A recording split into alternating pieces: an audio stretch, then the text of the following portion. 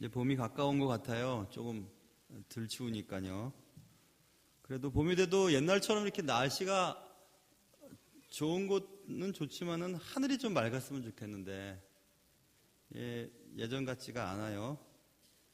얼마 전에 맑은 하늘을 며칠 볼 수 있었었는데 구름이 이렇게 있었지만은 구름 사이로 파란 하늘이 있으니까 저렇게 하늘이 맑았는데 요즘엔 근데 맑은 하늘을 볼 수가 잘 없습니다. 또 미세먼지가 많아서 정말 시골에 가서 살고 싶은 생각을 했어요. 그런데 또 시골도 요즘 미세먼지가 많다고 하니까 그것도 또 안 될 것 같고, 그래도 시골이 좀 낫지 않을까 생각해보기도 했습니다. 그래도 시골에 가기가 선뜻 시골에서 살려고 할 때 선뜻 결정하지 못하는 이유가 저에겐 있어요. 그것은 땅도 없고 집도 없고 그거는 두 번째고, 시골에 가면 적어도 농사 정도는 알아야 되잖아요. 그치? 농사는 좀 알아서 밭에 뭘 심기도 하고 그래야지 뭘 할 수 있을 것 같은데 모르거든요. 저 하나도 몰라요. 예전에 가자역에 모래내 시장 앞에요. 가자역에 교회선이 다녔잖아요. 지금 교회선 아니라 하는데 옛날에는 교회선을 이렇게 타고 가면, 교회선을 이렇게 타면 행주산성 쪽으로 가다 보면 그쪽에 논밭이 이렇게 많았었어요. 오른쪽으로 굉장히 넓은 데가 많았었는데, 그걸 보면서 제가 저희 아버님께 저기는 저렇게 잔디밭이 있으니까 축구하면 참 좋겠다고 얘기를 했다가 아버님이 아무 소리 안 하고 계시더라고요. 그만큼 제가 몰라요, 농사에 대해서. 이게 논인지 풀인지 잘 모릅니다. 그래도 농사를 그렇게 몰라도 아는 게 몇 가지 있는데, 제가 농사에 대해서 아는 거 두 가지 정도만 오늘 얘기하려고 해요. 그래서 오늘 제목을 농사를 모르는, 여긴 저라고 해야 되겠네. 저도 이건 안다, 이렇게 제목을 달았습니다. 오늘 말씀을 통해서 하나님께서 우리에게 뭘 말씀하시는지 잘 깨닫고 말씀 한 구절만이라도 받고 은혜 받을 수 있는 여러분과 제가 되기를 주님의 이름으로 축원합니다. 제가 농사를 참 모르는데 그 중에 한 가지 아는 거 있는데요. 그것은 뭐냐면 씨 뿌리기 전에 땅을 갈아야 된다는 거. 땅이 중요하다는 것은 제가 알아요. 씨가 아무리 중요해도 땅이 안 좋으면 씨가 안 자란다는 것은 그쯤은 압니다. 지혜로운 농부는 그러기 때문에 씨를 뿌리기 전에 가장 먼저 땅을 이렇게 일구죠. 땅을 이렇게 고르게 만들죠. 잔돌을 다 걷어내고, 그 다음에 잡초가 뿌리가 깊게 내리고 있으면 그 뿌리도 막 이렇게 다 솎아내고, 그래서 잡초들을 뽑아냅니다. 지혜로운 농부는 만일 땅이 잘 준비되어 있지 않으면 결국 씨는 자라지 못한다는 것을 알고 있기 때문에 그렇게 시간을 들이고 또 에너지를 들여서 그렇게 땅을 고르는 거죠. 그래서 지혜로운 농부는 땅에 씨를 뿌리기 전에 땅을 가는 것을, 땅을 고르는 것을 아까워하지 않습니다. 그런 시간을. 예수님께서는 마태복음 13장에 씨 뿌리는 비유를 말씀하셨던 적이 있으셨어요. 어떤 사람이 씨를 뿌리는데 그 씨가 길에 떨어지기도 하고 또 돌짝밭에 떨어지기도 하고 가시 덤불 사이에 떨어지기도 했다. 그런데 씨가 좋은 땅에 뿌려지면 씨가 잘 자라는데 돌짝밭에 떨어지면 뿌리가 얇게 내리기 때문에, 깊게 내리지 못하기 때문에 좀 자라다가 말라버린다. 그 돌짝밭이 뭐냐? 세상 염려와 재물이다. 또 잡초, 가시덤불에 떨어진 씨는 또 잘 못 자란다. 왜냐하면 잡초가 씨를 자라지 못하게 한다. 그 잡초가 뭐냐? 환난과 박해다. 이러면서 씨 문제가 아니라 밭이 문제인 것을 말한 적이 있죠. 그래서 씨가 문제가 아니라 밭에 대한 얘기를 했던 적이 있었습니다. 그래서 우리는 하나님의 말씀인 씨를 우리가 마음밭이 잘 준비되어 있지 않으면 아무리 예배에 참석하고 아무리 예배 말씀을 들어도 신앙이 자라질 않아요. 그래서 오늘은 농사꾼이 씨를 뿌려서 수확을 거두는 그 얘기들을 통해서 우리의 영혼의 마음밭이 어떻게 자라야 될 건가, 그런 생각을 해보게 되었습니다. 땅 고르기가 모사에 있어서 매우 중요한 것처럼 오늘 본문 9장 1절은 그달 스문 나흘날에 이스라엘 자손이 다 모여 금식하며 굵은 베옷을 입고 티끌을 무릅쓰며 모든 이방 사람들과 절규하고 서서 자기의 죄와 조상들의 허물을 자복하고, 이렇게 말씀이 시작되죠. 지금 여기 본문이 어디까지 시작됐냐면 느헤미야를 통해서 성벽 재건이 됐어요. 그리고 에스라를 통해서 부흥운동이, 영적 부흥운동을 막 일으켰고, 그리고 지난주에 본문과 같이 그 이튿날 사람들이 모여서 또 말씀을 듣고 뭐 이런 얘기들이 진행되어 있지 않습니까? 그때가 7월 달이었어요. 7월 달. 그런데 그달 7월 달 스무 나흔 날 24일, 7월 24일 날에 이스라엘 사람들이 또 모여서 뭘 합니다. 뭘 하냐면 금식하고 베옷을 입고 티끌을 무릅쓰고 이방 사람들과 절규하고 자기 죄와 조상들의 허물을 자복하고, 이런 말 있죠. 자복하고, 영어에서 confession, 자백이라고 번역도 되고요. 자복하고. 하나님의 말씀을 계속 이제 듣고 이스라엘 사람들이 하나님의 뜻대로 다시 살아야 될 텐데, 그러려면 그들이 해야 될 것이 무엇인지를 알고 있어요. 그것은 마음속에 있는 돌멩이와 잡초들을 제거하는 것입니다. 하나님의 말씀을 받기 전에 그것들을 제거하는 것이, 땅을 가는 것인데, 땅 가는 것이 뭐냐면 자백하는 거예요. 우리의 죄, 하나님의 말씀을 듣지 못하게 만드는 돌멩이와 잡초 같은 것들을 걷어내는 거, 걷어내는 최초의 시작은 그것들을 인정하는 것입니다. 자복하는 거예요. 요즘에 나라에 막 문제가 많은데 실제 그랬냐 안 그랬냐 뭐 이런 것 때문에 말이 많잖아요. 뭐 안 그랬다 그러면은 일이 시작되지가 않아요. 뭐 해결될 기미가 보이질 않아요. 자복하고 자백하는 것이 중요한데, 그달 스문 나흔 날에 이스라엘 자손들이 다 모여 금식하고 굵은 베옷을 입고 티끌을 무릅쓰고 모든 이방 사람들과 절규했다, 이것입니다. 우리의 영혼이 점점 잘 성장해서 좋은 나무가 되기 위해서는 끊어버릴 거 끊고 또 해결할 문제 해결하고 그래야 됩니다. 자꾸 이방 사람들로 인해서 신앙생활이 떨어지고 뭐 이런 것들 자꾸 끊어버렸다고 본문은 말하고 있잖아요. 여러분과 제가 신앙이 오래되면 신앙이 자라야 될 텐데 신앙이 자라질 않아요. 왜 그러냐면 자꾸 우리 신앙을 넘어뜨리고 말라버리게 하고 영혼을 마르게 하는 어떤 것이든 그걸 끊어버려야 됩니다. 딱 끊고 시작해야 돼요. 그걸 자복하고 자백하는 것으로 본문은 말씀하고 있잖아요. 이제 다시는 그렇게 하지 않겠다. 이게 중요합니다. 우리가 만일 매주 말씀을 듣지만 우리의 말씀의 씨앗이 내 마음밭에 뿌려지질 않고 마음에서 자라나질 않아요. 다 말라 비틀어지고 없어지고 그래요. 그것은 땅을 고르지 않기 때문에 그렇습니다. 그래서 오늘 우리가 예배 시간에도 항상 예배 순서 가운데 회개하는 시간이 있잖아요. 회개하는 시간. 그 회개하는 시간은 우리의 죄를 자복하는 거예요. 자백하는 거예요. 죄를 이렇게 가지고서 하나님 앞에 예배드리고 말씀을 들으려고 앉아있으면 말씀은 듣지만 그것이 씨가 자라나질 않아요. 열매가 되지 않아요. 신앙이 자라나질 않습니다. 성숙하지 않아요. 성경에는 하나님의 백성을 사랑하시는 하나님의 마음이 구구절절히 기록되어 있어요. 하나님은 어떻게 이렇게 많이 사랑하시나? 야, 하나님이 이렇게 많이 사랑하시나? 그런 말씀을 읽어보면 우리의 마음이 막 이렇게 은혜가 됩니다.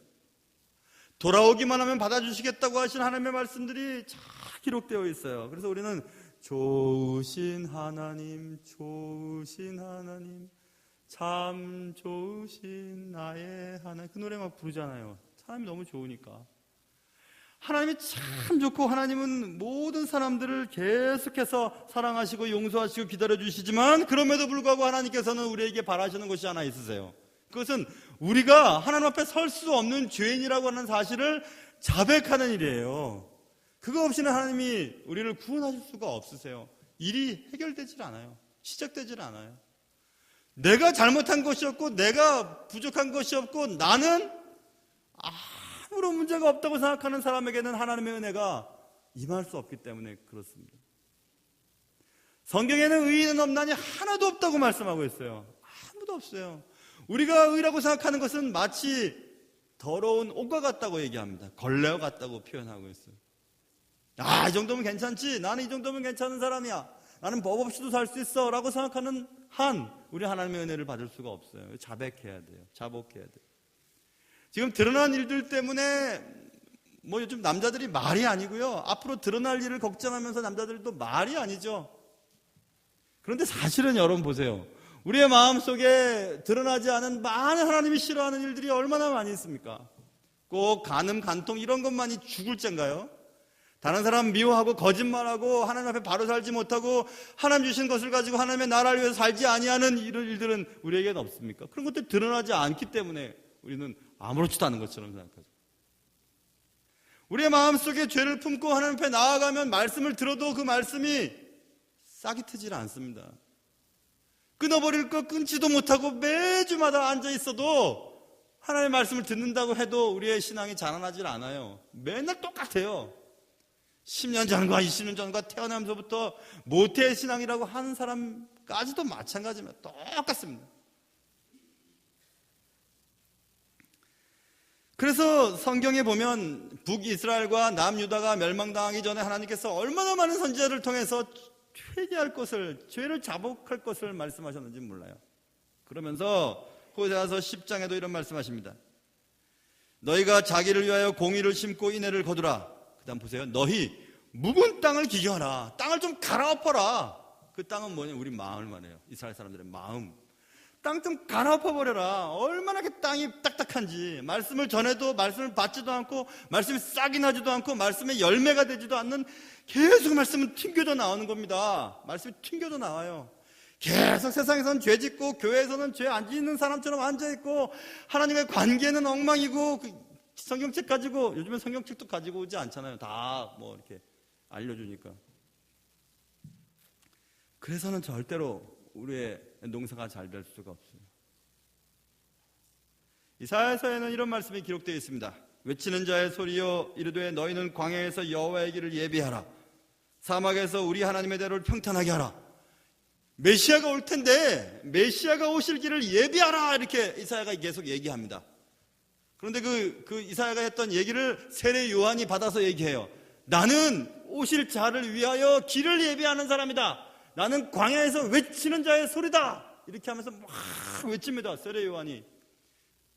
너는 주의 길을 예비하라. 이렇게 하면서 그 앞에 뭐라고 했냐면 세례 요한은 회개하라. 이게 회개하라. 결국 우리의 죄를 자백하는 것이 우리의 마음을 깨끗하게 하는 것이고 우리의 마음을 가는 거예요. 땅을 고르는 일이에요. 씨가 뿌려져도 돌멩이 때문에, 잡초 때문에 길바닥에 뿌려져서는 씨가 열매를 맺을 수가 없습니다. 우리의 마음밭이 그렇다는 것이에요. 마음이 그러니까 말씀을 들어도 말씀이 누구 들으라고 하는 말씀이구나 하고만 앉아있고 말씀이 영향력을 발휘하지 못하는 거예요. 그러니 자라나지를 못하는 거죠. 신앙이 자라나지를 못해요. 나이가 많이 들어도 교회 생활을 오래 해도 신앙생활 하는 거 보면 형편없는 것을 볼 수 있잖아요.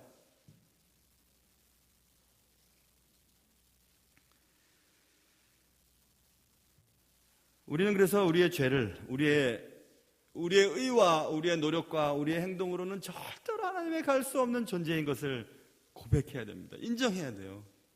하나님이 아니면 난 살 수 없습니다. 매일매일 하나님 주시는 은혜가 아니면 한순간도 서 있을 수 없는 존재입니다 라고 고백하는 것, 그게 땅을 고르는 일입니다. 농사에 대해서는 잘 모르지만 적어도 씨 뿌리기 전에 땅을 골라야 한다는 것은 제가 압니다. 우리의 영혼도 마찬가지예요. 우리의 마음밭을 항상 돌아봐야 돼요. 내 마음이 딱딱해 있지는 않은지, 전통과 고집과 아집으로 말씀은 받지 아니하고 내 생각과 내 고집으로만 하려고 하지 않았는지 생각을 해봐야 돼요. 마음을 갈아야 돼요. 자꾸 갈아야 돼요. 그게 씨 뿌리기 전에 해야 할 일이고, 농사에 대해서 제가 잘 모르지만 또 한 가지 아는 거 있는데 그것은 씨 뿌린 이후에 해야 할 일이 뭔지는 정도는 알고 있습니다. 씨 뿌린 이후에 해야 될 일은 물을 그때그때 잘 주는 거죠. 물을 잘 해야 돼요.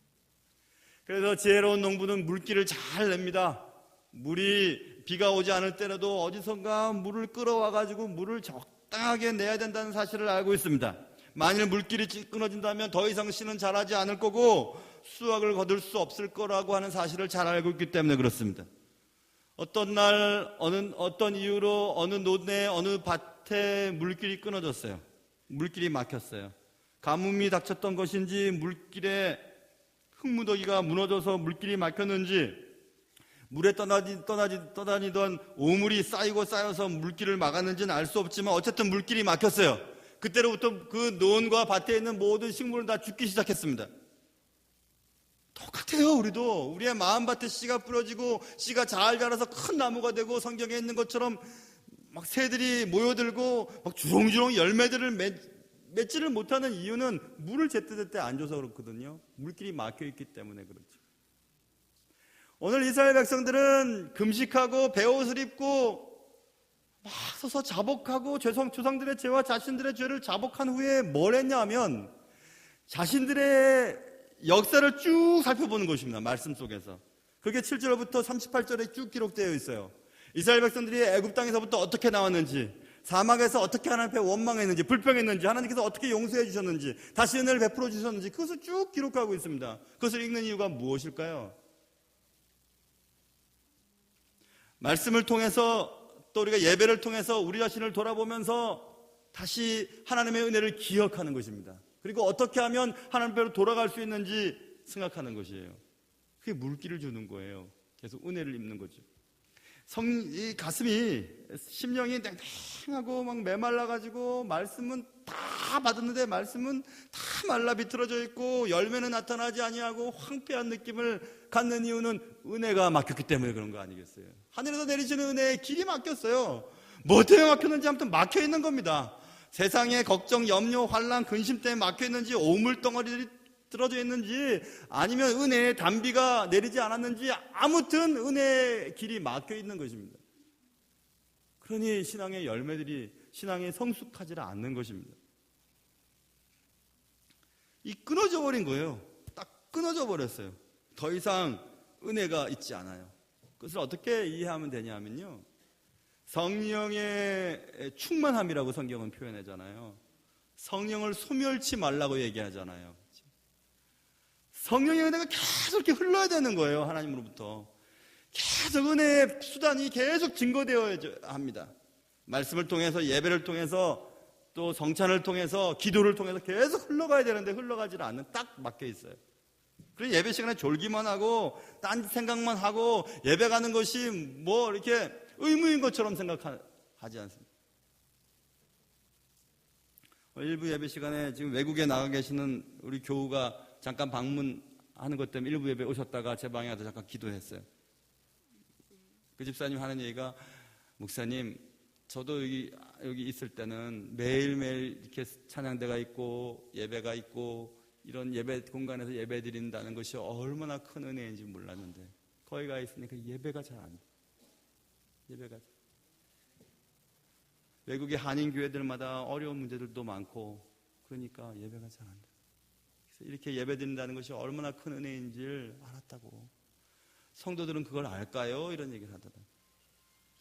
전화 왔네요. 빨리 받으세요. 그래서 여러분,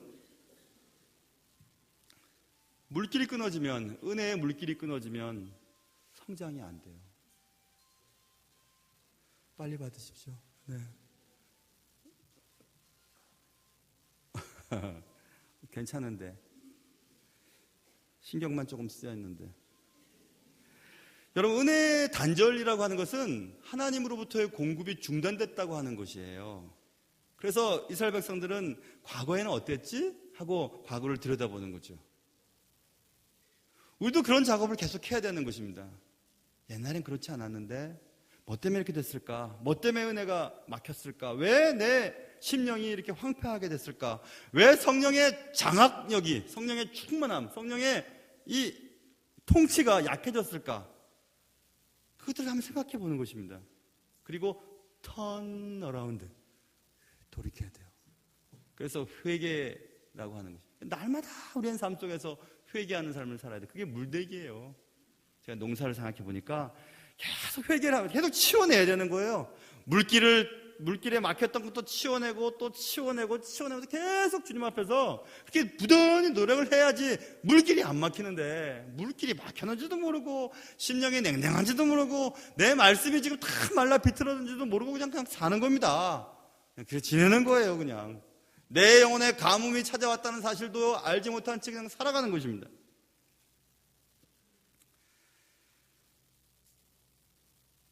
하나님이 하신 일들을 기억하셔야 되죠. 지금 여러분이 여기까지 이렇게 인도하셨잖아요. 생각해 보시죠. 하나님의 다 은혜 아니에요? 하나님의 은혜를 잊어버리는 순간 감사가 사라지고 남에 대해서 불평하고 원망하고 함부로 말하고 싸나워지고 욕하고 미워하고 그렇습니다. 자기가 배부르면 괜찮은데 자기가 배가 고프니까 짜증을 많이 내는 거거든요. 남자들 보세요. 밥만 그때 차려주면은 남자들은 아무 문제 없습니다. 진짜예요. 밥을 안 차려주니까 저희 얘기 아니에요. 저는 제가 알아 차려 먹습니다. 배가 고프니까 넉넉하지 않은 거랑 똑같아요. 영혼이 굶주려 있으니까 막 날카로운 거예요. 예수 믿고 예수가 내 안에 살고 예수의 은혜가 내 안에 있는데 왜 그렇게 날카롭고 왜 그렇게 싸납고 왜 그렇게 막말하고 왜 그렇게 거짓말하고 왜 그렇게 교회의 모습과 다른 모습을 보일 수 있을까요? 그 은혜가 단절됐기 때문에 그래요. 계속해서 공급을 못 받기 때문에 그런 것입니다. 말씀을 받으면 말씀이 튕겨져 나가고 말씀이 막 환난과 세상 염려와 근심으로 다 덮여있고 돌멩이 가득 차있고 잡초가 뒤덮여 있고 물길은 끊어졌고 말씀은 계속 뿌려지는데 길거리에 뿌려지는 것처럼 새들이 와서 다 쪼아 먹어버리고 그 새는 마귀죠. 그렇죠? 성경에 써있죠. 마태복음에 그런 것입니다. 그래서 하나님께서 이 축복의 물길을 다시 회복시키기 위해서 어떤 방법을 사용하시는지 아세요? 성경에 보면 한 가지만 제가 얘기해 드릴게요. 고린도후서에 보면 하나님께서 우리의 삶 속에 근심거리를 주세요. 근심거리. 이게 고린도후서 7장 8절부터 11절까지 근심에 대한 얘기가 쭉 나오는데 한 구절만 읽어볼게요. 10절에 보면 하나님의 뜻대로 하는 근심은 후회할 것이 없는 구원에 이르게 하는 회개를 이루는 것이라 되어 있어요. 하나님 주시는 근심거리가 딱 우리에 있잖아요. 그럼 그 근심 때문에 우리가 막 애를 써요. 그러다가 우리를 생각해보는 거죠. 내가 과거에 이렇게 했는데 이렇게 했구나. 그렇지, 그렇게 하면 안 되겠지 하고 회개해요. 그럼 그 회개하면 구원을 이루게 한다는 거죠. 신앙을 자라게 한다는 것입니다. 여러분의 요즘에 삶에 근심거리가 요즘에 생기셨으면 하나님이 좀 정신 좀 차리라고 그러시는 거예요. 하나님의 은혜의 물길에 막혀있는 것도 좀 걷어내기를 원하고 계시는 거예요. 사업이 실패됐다고 사업 실패한 사람에게 막 화를 내고 가족 중에 누가 한마디 했다고 그것 때문에 막 그 사람 따져가고 막 화내고 나한테 한마디 했다고 막 그 사람 막 따져가고 막 상처 받았네 안 받았냐고 막 흥분하고 막 날뛰고 그게 아니고 하나님이 그 일을 통해서 다시 하나님과 관계 맺기를 바라시는 하나님의 주시는 선물이지요. 근심은. 그러니까 아까 제가 다 읽지는 않았지만 세상 근심은 니들이 잘못해서 받는 거지만 하나님 주시는 근심은 회개를 통해서 구원에 이르게 하기 위한 하나님의 선물이라고 분명히 얘기하고 있거든요. 여러분 근심 있죠? 근심 있는 것은 변장된 축복이에요. 하나님이 다시 은혜의 물줄기를 여러분의 심령 속에 넣어주시기 위해서 좀 생각하라는 것입니다. 근심거리가 있어야 생각하잖아요. 안 그러면 막 먹고 싶은 대로 먹고 살고 싶은 대로 살고 가고 싶은 대로 가고 다 합니다.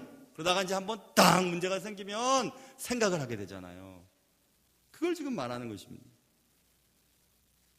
농사에 대해서는 아무것도 모르는 저도 그것쯤은 압니다. 씨 뿌린 뒤에는 물을 제때 공급해 줘야 되는구나. 그쯤은 압니다. 우리의 영혼도 마찬가지예요. 우리의 영혼도 농사 짓는 거랑 똑같습니다. 하나님의 말씀을 받고요. 받으려면 땅을 갈아야 하고요. 마음이 강팍하면 안 됩니다. 마음이 갈아엎어야 돼요. 내 땅을 기경하라 주님이 말씀하시잖아요. 기경해야 됩니다. 자꾸 기경해야 돼요. 자복하고 또 자백하고 사람들에게 하나님께 자꾸 자기 잔을 들여보면서 걷어내고 그리고 또 하나님이 하신 일들을 기억하면서 회개하고 또 회개하고 하면서 자꾸 물을 대는 거예요. 은혜를 받는 것입니다. 그것 아니고서는 우리의 영혼이 살찌울 수가 없고 영혼이 성숙할 수가 없어요. 백날 신앙생활 한다고 교회 다녀보십시오. 교회에서 문제거리만 일으키고 교회 다니는 사람들 힘들게만 하고 교회에 상처 주는 일들밖에는 안 합니다. 늘 주님이 말씀하신 때가 되면 양과 염소를 나누어주고 알곡과 가라지가 나누어주고 뭐 이렇게 다 나누는 얘기 하지 않았습니까? 그래서 저는 그럴 때마다 염소한테 미안하긴 해요. 왜 하필이면 염소는 구원받지 못한 사람들을 말씀하실까? 양은 왜 구원받은 사람을? 뭐 때문에 그렇게 하셨을까? 어떤 부흥사 목사님이 그러더라고요. 이 염소는 뿔이 달려갖고 자꾸 들이받는데요.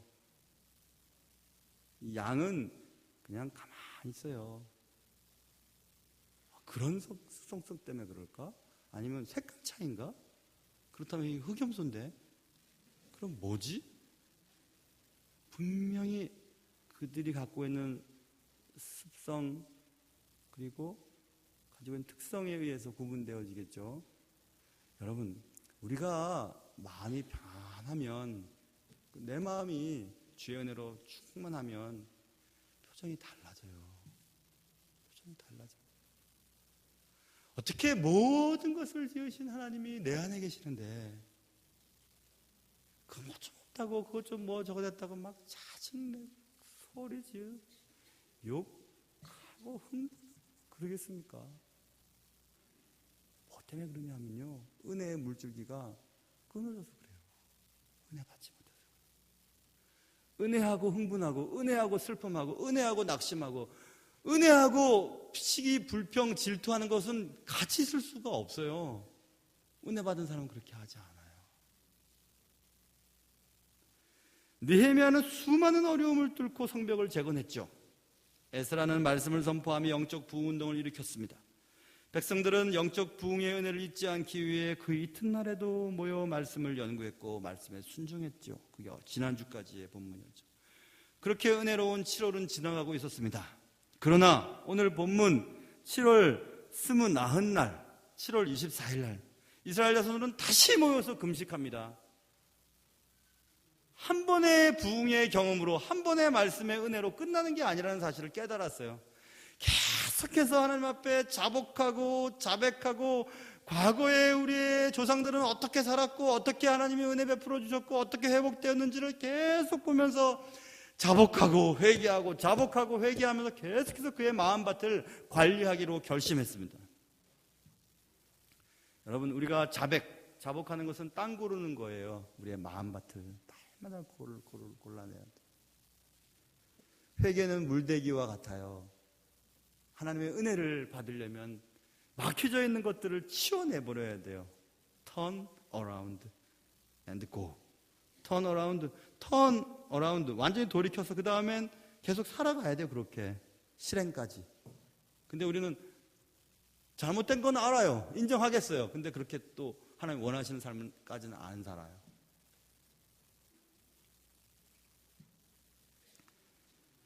땅 고르기와 물대기는 농사의 가장 중요한 두 가지 작업이라는 것쯤은 제가 압니다. 씨 뿌리기 전에는 땅 고르기를 해야 하고요. 씨를 뿌린 이후에는 물을 잘 대야 되죠. 그래야 농사가 잘 될 수 있습니다. 우리의 영혼의 농사도 똑같습니다. 자복, 땅 고르기, 회개, 물대기. 농사를 모르는 저도 이쯤은 알고 있습니다.